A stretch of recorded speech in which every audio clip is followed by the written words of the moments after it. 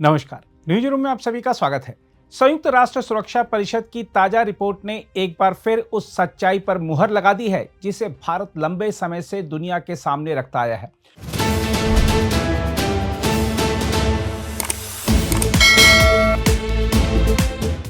Report में जैश ए मोहम्मद को कई आतंकी हमलों से जोड़ा गया है और इसमें पिछले साल नवंबर में दिल्ली के लाल किला के पास हुए कार बम धमाके का भी जिक्र है। इस धमाके में 15 लोगों की जान गई थी और कई लोग घायल हुए थे। सुरक्षा परिषद की प्रतिबंध निगरानी टीम की छमाही रिपोर्ट में कहा गया है कि एक सदस्य देश के अनुसार जैश ए मोहम्मद ने कई हमलों की जिम्मेदारी ली और उसे लाल किला हमले से भी जोड़ा गया। रिपोर्ट के अनुसार संगठन के सरगना मसूद अजहर ने अक्टूबर में महिलाओं के लिए एक अलग विंग बनाने की घोषणा की, जिसका मकसद आतंकी हमलों को सहारा देना था। इस महिला इकाई को जमात उल मोमिनात नाम दिया गया। रिपोर्ट में यह भी सामने आया कि पहलगाम हमले से जुड़े 3 संदिग्ध जुलाई में मारे गए थे। इन सब सूचनाओं को जोड़कर देखें तो एक ही तस्वीर उभरती है कि आतंकी ढांचे अभी भी जिंदा हैं, सक्रिय हैं और नए तरीके अपना रहे हैं। देखा जाए तो लाल किला के पास 10 नवंबर को हुआ कार धमाका देश की सुरक्षा को सीधी चुनौती थी। जांच एजेंसियों को एक ऐसे सफेदपोश आतंकी नेटवर्क के सुराग मिले थे जिनके तार सीमा पार तक जाते दिखे थे। धमाके से पहले भी कई राज्यों में गिरफ्तारियां हो चुकी थी और एक अंतरराज्यीय मॉड्यूल का पता चल रहा था।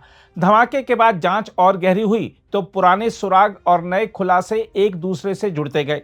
हम आपको बता दें कि 1267 प्रतिबंध समिति अल-कायदा, इस्लामिक स्टेट और उनसे जुड़े संगठनों पर नजर रखती है और जैश ए मोहम्मद भी उसी दायरे में आता है। देखा जाए तो यह रिपोर्ट दुनिया के लिए चेतावनी है। यह चेतावनी है कि आतंकवाद का जहर अभी भी जिंदा है और उसे खाद पानी देने वाले ढांचे भी जिंदा हैं।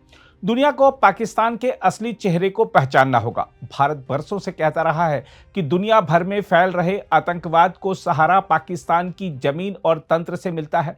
हर बार जब कहीं कोई बड़ा हमला होता है, जांच की परतें खुलती हैं तो किसी न किसी कड़ी का सिरा पाकिस्तान की तरफ जाता दिखता है। अब जब संयुक्त राष्ट्र की रिपोर्ट भी ऐसे संगठनों और हमलों के रिश्ते उजागर कर रही है तो यह भारत की बात को मजबूत करती है। सवाल यह है कि आखिर कब तक दुनिया आंख मूंद कर बैठी रहेगी? क्या आतंक के खिलाफ यही वैश्विक नीति है? सच यह भी है कि आतंक के खिलाफ लड़ाई का बड़ा हिस्सा दिखावे में उलझा है। कुछ देश मंच से सख्त बात करते हैं मगर पर्दे के पीछे नरमी दिखाते हैं। यही दोहरापन आतंकी संगठनों को सांस देता है। अगर सच में आतंक को खत्म करना है तो उसके धन के रास्ते बंद करने होंगे, उसके प्रचार तंत्र पर वार करना होगा, उसकी भर्ती मशीनरी तोड़नी होगी और सबसे बढ़कर उसके पालकों को बेनकाब करना होगा। जब तक पालक बचते रहेंगे, पौधे फिर उगते रहेंगे। अगर आप भी लेना चाहते हैं देश दुनिया की तमाम जानकारी तो आज ही सब्सक्राइब करें हमारे चैनल को। साथ ही नीचे दिए बेल आइकन को जरूर दबाएं ताकि हर अपडेट आप तक पहुंच सके।